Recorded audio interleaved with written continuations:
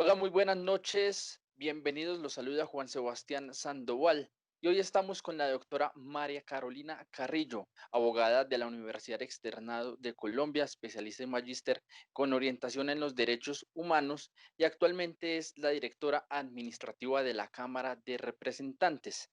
También es una de las opcionadas para la decisión que sería ocupar el puesto de la Defensoría del Pueblo por los próximos 4 años. Doctora María Carolina Carrillo, bienvenida a Hábleme Claro. Muchísimas gracias, Juan Sebastián, por invitarme a hablemosclaro.com.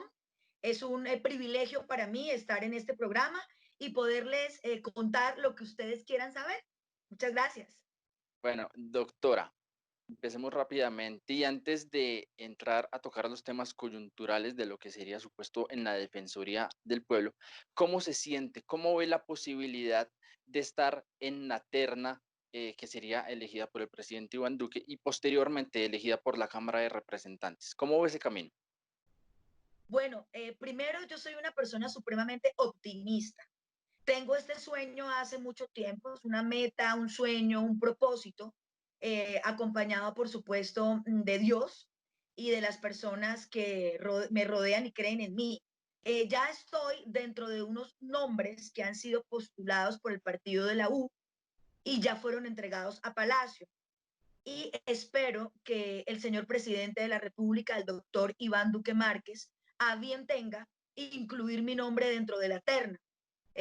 Yo soy, primero, una hija de Dios y segundo, abogada, como muy bien lo dijiste, de la Universidad Externado de Colombia, con 20 años de experiencia y me he preparado precisamente porque entiendo que el servicio hacia los demás es la vocación que todos tenemos, pero que no muchos tienen el privilegio de ejercer. Por lo tanto, quiero ser la primera mujer defensora del pueblo de Colombia. Precisamente ha ocupado distintos puestos en el gobierno nacional, además ha sido docente universitaria en dos universidades de Colombia.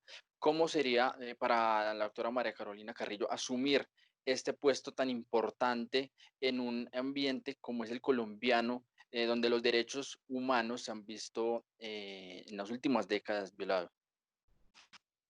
Pues precisamente estamos aquí para que esas violaciones no vuelvan a ocurrir, para que las puestas en peligro del irrespeto y vulneración a los derechos humanos no vuelvan a ocurrir. Para eso se necesitan muchas cosas. Lo primero, las ganas de ser servicio por el país. Lo segundo, contar con un excelente, idóneo y con experiencia del equipo de trabajo. Y lo tercero es que, por supuesto, nos den la oportunidad de llegar a un cargo que, en mi opinión, el poder neutro que tiene Colombia, porque la Defensoría del Pueblo no se sanciona, en la Defensoría del Pueblo no se señala, en la Defensoría del Pueblo las críticas siempre son constructivas y son positivas en el entendido de ayudar y coadyuvar al gobierno nacional, a los gobiernos locales, en la defensa de esos derechos humanos y derechos fundamentales que muchas veces no sabemos ni siquiera que tenemos. Por lo tanto, venimos con todas las ganas y si ese espacio se abre, pues seremos primero la primera mujer defensora del pueblo y segundo, con todas las ganas, dándonos al 100% para poder hacer una labor impecable y salir triunfadores en esa defensa y lucha por nuestros derechos humanos. Doctora Carrillo, como usted lo señaló, sería la primera mujer en ocupar la Defensoría del Pueblo. ¿Cuál sería la ruta para impulsar las acciones para la prevención contra la violencia, de la violencia contra las mujeres? Bueno, tocas un punto fundamental y es que el año 2020 es el año de la inclusión y el año de la mujer. Lo primero y más importante es que todas las mujeres del mundo, pero pues estamos en nuestro hermoso país Colombia, sepamos a qué tenemos derecho. Segundo, que la violencia, esa violencia que ha sido reiterada, no haga carrera y no pensemos que es la forma en cómo nos deben tratar de manera violenta. Muchas mujeres dicen, el esposo les pega y dicen, hoy no me pegó, hoy no me pegó, ¿qué habré hecho que hoy no me pegó? Esto no puede volver a suceder. Lo que tiene que suceder es entender que la violencia no es el camino y no podemos permitirnos como mujeres, como dice el dicho, ni con el pétalo de una rosa se nos toca. Por lo tanto, hacer entender que la violencia no es el camino, que es lo contrario, que lo que está mal es que nos violenten, que nos obliguen, que nos discriminen, que nos rechacen, que no permitan que seamos partícipes de ciertos espacios, tanto del poder público como de las entidades privadas. Ahora bien, el tercero y último de aquellas situaciones o de lo que yo quisiera como primera mujer defensora del pueblo hacer por las mujeres, y es sensibilizarnos, sensibilizar a la mujer. Las mujeres muchas veces nos olvidamos de ser mujeres por ser esposas, por ser madres o por ser trabajadoras. Y resulta que todo es un complemento. Podemos hacer todo sin desdibujar la noción y la esencia del ser mujer. ¿Qué derechos actualmente ve que son más vulnerados hacia la mujer y cómo evitar? Y por último, en esta misma pregunta, ¿qué aspectos ve que le faltan a los derechos hacia las mujeres? Indiscutiblemente el derecho a la vida y el derecho a la integridad física, a la integridad emocional, a la integridad mental. Porque estos dos primeros hemos visto que exponencialmente ha crecido la violencia intrafamiliar y los feminicidios. Hoy en día, más mujeres mueren a manos de sus parejas que por enfermedades cardiovasculares, cáncer, etcétera. Es increíble cómo las mujeres hemos sido violentadas desde que incluso estamos en la barriguita de la mamá, recién nacidas. Por lo tanto, el principal derecho, que además es el principal derecho fundamental en nuestra Constitución Política de 1991, artículo 11, es el derecho a la vida y el derecho a la integridad mental, física eh, y moral. ¿Esto qué significa? Que si nosotras las mujeres somos conscientes que ni con el pétalo de una rosa se nos toca, vamos a ser mucho más visible y vamos a denunciar con más tranquilidad y con menos miedo el que hemos sido agredidas por quien sea. Pero exponencialmente, como te decía antes, tenemos reportes de las mujeres que diariamente mueren o son víctimas o son golpeadas, etcétera, etcétera, agredidas por sus parejas, por sus novios o por sus esposos. Luego no podemos permitir que la violencia haga carrera y que creamos las mujeres que debemos ser violentadas para poder mantener un hogar o para poder mantener una relación sentimental. Y el tercer derecho es el derecho al trabajo. Sigue existiendo discriminación y seguimos entendiendo, lamentablemente, las mismas mujeres que los cargos importantes, los cargos de poder, los cargos donde tú puedes transformar la sociedad, los cargos donde tú puedes cambiar la sociedad, dar una mejor calidad de vida, Sí. respetar a los demás y tener en claro la inclusión, son para los hombres. Sin embargo, también hemos evidenciado que día a día las mujeres tenemos mayor participación tanto en lo público como en lo privado, pero falta. Esos serían los tres derechos que impulsar. Todos los derechos los impulsaría, pero estos tres serían los que más impulsaría dentro de la Defensoría del Pueblo. Bueno, un sistema importante precisamente para detectar la vulneración de los derechos no solamente contra las mujeres, sino también contra niños, niñas, adolescentes, líderes sociales, es el sistema de alertas tempranas. ¿Cómo fortalecer este sistema? Muy claro y muchísimas gracias porque creo que es una pregunta absolutamente valiosa. La SAT o el sistema de alertas tempranas, además es una delegada, es decir, es de lo más importante que tiene la Defensoría del Pueblo. ¿Cómo fortalecerlo? Y es que no solamente es que tú como defensor del pueblo generes la alerta con tu grupo de trabajo. La alerta se tiene que generar, le debe llegar al gobierno nacional y a los gobiernos locales dependiendo de donde se geste. Sin embargo, el fortalecimiento que yo haría está precisamente en hacerle seguimiento y control a esa alerta temprana. No solamente la expedí, y yo la expedí de malas si no hicieron lo que yo consideré que debían hacer. No, acá es hacer un acompañamiento real, en tiempo real, y un contundente control para que esa alerta temprana realmente sea preventiva y no tengamos que tomar correctivos a posteriori cuando lo pudimos, cuando la violación a ese derecho humano, a esos derechos humanos, perfectamente se hubiera podido prevenir con esa alerta temprana y que no se hizo porque de pronto la Defensoría no hizo el acompañamiento adecuado o no hizo el acompañamiento. Doctora, ve que el sistema de alertas tempranas se queda corto. Hemos visto que líderes sociales advierten sobre una posible amenaza de muerte y el sistema de alertas tempranas la detecta, pero muchas veces se comete el crimen. ¿Ve que este aspecto está vacío? El punto está en el no acompañamiento de principio a fin. Considero en la actual defensoría, el actual defensor del pueblo lo ha hecho muy bien, él tiene un equipo de trabajo excelente y él es una persona excelente que le ha dado lo mejor de sí al pueblo colombiano, que conoce el pueblo y sus necesidades de principio a fin. Sin embargo, lo que tú me hablas es verdad.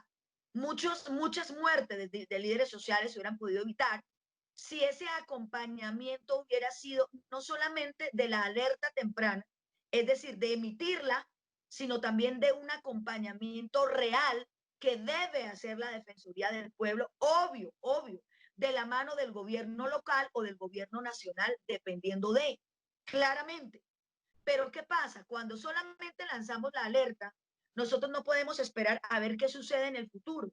Tenemos que acompañar para que precisamente lo que significa una alerta temprana es que yo pueda prevenir la vulneración de ese derecho humano o derecho fundamental que se está viendo vulnerado. Una cosa es que yo advierta la posible vulneración o la puesta en peligro de, y otra muy diferente es que ya se haya cometido la vulneración o ya se haya perpetrado lo que no queremos que suceda y después yo tomar correctivos, que eso es lo que quiere evitar precisamente la alerta temprana. Sí, bueno, y precisamente la alerta temprana también ayuda a prevenir las futuras amenazas o las amenazas en contra y siguiendo la línea de los líderes sociales, cómo garantizar los derechos fundamentales de los líderes sociales en Colombia que se han visto bastante vulnerados en los últimos años. Yo te respondo de la siguiente manera. Se tiene que volver a una práctica para mí valiosísima, un instrumento, y es las reuniones periódicas con la comunidad. En las reuniones periódicas con la comunidad, tú primero conoces los líderes sociales, segundo, conoces la gestión de los líderes sociales, tercero, te pones tareas conjuntas con los líderes sociales y cuarto, generas unos resultados en tiempo récord de la mano de los líderes sociales. Porque el defensor del pueblo no se puede multiplicar, no tiene el don de ubicuidad, pero sí tiene un gran equipo de trabajo dentro de los cuales están los líderes sociales que le van a ayudar a advertir estas situaciones adversas y las puestas en peligro del derecho fundamental o del derecho humano. De ahí que es obligatorio para prevenir las desapariciones, las muertes y todo lo que hemos visto en los últimos tiempos con el tema de líderes sociales, que nos conozcamos para poder trabajar de manera conjunta. Si no hay esas reuniones periódicas, si no tenemos cronogramas de actividades, si no evidenciamos los resultados y si no hacemos este tipo de acompañamientos, van a seguir sucediendo lo que hoy es gravísimo y que también, así como las muertes de las mujeres a manos de sus parejas sentimentales, exponencialmente también las muertes de líderes sociales por no tener en cuenta lo que anteriormente he dicho. Doctora, en las últimas semanas el gobierno y la Oficina del Alto Comisionado para la Paz le mostraron al país la nueva ruta para la desmovilización de grupos armados organizados diferentes al ELN, como son las diferencias en las disidencias de las FARC, los caparros y otras estructuras criminales. Este nuevo decreto, esta nueva ruta será seguida, se le hará un seguimiento desde la Defensoría del Pueblo.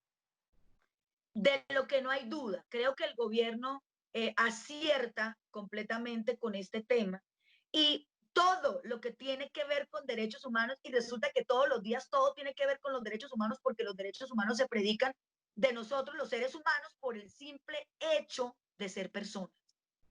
Se predica de todos en igualdad de condiciones, en justicia, en equidad, según lo que nos dice también nuestra Constitución Política y la Proclamación de los Derechos Humanos de 1849 en Europa. ¿Esto qué significa? Significa que desde la Defensoría del Pueblo, indiscutiblemente, acompañaremos al gobierno nacional, a los gobiernos departamentales, municipales y distritales, alcaldes, gobernadores, personeros y todas aquellas personas que estamos involucradas y que obligatoriamente, tenemos que ser artífices y partícipes de la no vulneración a los derechos humanos y salir a gritarlo al mundo. No podemos ser temerosos, porque si somos temerosos no vamos a cumplir la finalidad última constitucional y legal que nos asiste como servidores públicos del Estado colombiano. Precisamente, doctora, usted habló sobre el acompañamiento con los gobernadores locales y regionales. ¿Cuál es esa región o cuáles son esas regiones de Colombia donde se le prestará mayor atención y que quizás han sido olvidadas por el gobierno nacional? Yo digo todas, pero por supuesto que hay unas especiales. Una de ellas es el Amazonas, que tiene más territorio que nación, es decir, más tierras que población, que personas. Ese es un territorio que necesita fortalecimiento y acompañamiento. El Chocó, Baupés, Pichada, Putumayo, Guainía, La Guajira y Guaviare. Después, Arauca. Son los departamentos que menos fortalecimiento en derechos humanos y menos acompañamiento tienen. Sin embargo, hay otros departamentos que sí tienen el acompañamiento, que sí tienen el fortalecimiento y que adicionalmente cuentan con un presupuesto bastante interesante precisamente para la prevención en la puesta en peligro de los derechos humanos y demás, como por ejemplo Norte de Santander. Pero Norte de Santander tiene un flagelo muy grande que se llama Catatumbo. Entonces, esta sería otra línea en donde sí tenemos los recursos, en donde sí ha llegado el Estado, en donde sí se han hecho muchas cosas, sensibilizaciones, socializaciones, capacitaciones, alertas tempranas todos los días, pero donde todavía falta mayor ímpetu y arraigo por cambiar nuestra sociedad. Es decir, que la futura defensora del pueblo, si queda electa, seguirá en los territorios como lo está haciendo la actual Defensoría del Pueblo con el doctor Carlos Alfonso Negrete. Completamente la respuesta, completamente de acuerdo, y la respuesta es sí, rotundo. De hecho, de las cosas que más le admiro al doctor Negret es esa, a sitios recónditos donde no se puede llegar ni por tierra ni por aire. Llegó en chalupa, no le importó, no le importaron las penurias, no le importaron las incomodidades, porque es que eso es un defensor del pueblo. El defensor del pueblo defiende los derechos en todas partes, ¿no? Los defiendo aquí porque acá me quedo en hotel, los defiendo Sí. allá porque allá me dan un almuerzo delicioso. Se defienden donde se tengan que defender. ¿Y dónde se tienen que defender? En todo el territorio nacional. Doctora, una de las propuestas que usted tiene es la atención carcelaria. La leo. Dice, promover, ejercer, divulgar, proteger y defender los derechos humanos de las personas privadas de la libertad en Colombia. Actualmente Colombia está en un tránsito hacia la prisión perpetua a violadores y asesinos de niños, niñas y adolescentes. Teniendo en cuenta este aspecto, ¿cuál será el papel fundamental de la defensora del pueblo hacia la atención de estas personas que posiblemente pueden tener una prisión perpetua? Todos los seres humanos nacemos libres e iguales ante la ley, sin importar su credo, su raza, su religión, su forma de pensar, su filiación política, el sitio de nacimiento, la edad que tienen o el sexo. Teniendo en cuenta esa premisa obligada, dada por nuestra Constitución, pero también por Naciones Unidas, en un Estado social de derecho como en el que estamos en este momento, un Estado donde todos formamos parte del mismo, las personas que están privadas de la libertad no son ajenas a ello, con independencia si son culpables, no son culpables, si tienen pena de cadena perpetua por violadores de niños, niñas y adolescentes, o por haber dado muerte a niños, niñas y adolescentes, o por el delito que sea. ¿Qué significa? Que el trato digno debe ser igualitario, no importa la condición que tengas. En ese orden de ideas, también se les debe dar un trato digno dentro de su pena privativa de la libertad, es decir, dentro de su reclusión, dentro del sitio carcelario o penitenciario. De allí, Apoya la, apoya la prisión perpetua para estos delincuentes. la apoyo, la apoyo. La cadena perpetua para personas que han violado, maltratado y dado muerte a niños, niñas y adolescentes, estuve de la mano sin poder votar porque no soy congresista y avalo y aplaudo esta decisión que tomó el Congreso de la República y que hoy es una ley de la República de Colombia. Claro que sí. Entonces, como todos somos iguales, el hecho que se haya cometido determinado delito no significa que no se les dé la atención a la que tienen derecho. Por lo tanto, en ese caso, la Defensoría, en virtud de lo que tú acabas de leer, que es uno de mis pilares, estará atenta a que esas necesidades que les asisten a los reclusos y a esos derechos que por supuesto tienen no sean vulnerados. Bueno, doctora, son 5 grandes pilares de las propuestas que serían suyas para la Defensoría del Pueblo. Hablemos de las 4 otras propuestas que están en las defensorías delegadas, la inclusión de grupos étnicos y LGBTI, fortalecer, ya lo hablamos, el sistema de alertas tempranas y la articulación interinstitucional. Sí, las otras propuestas son también muy importantes y por qué las he recogido en esas 5. Algunas porque en efecto hemos visto el trabajo arduo que ha hecho la actual Defensoría del Pueblo en cabeza del doctor Negret y otras que han venido también siendo muy importantes, pero que consideramos se les hace falta un poquito más.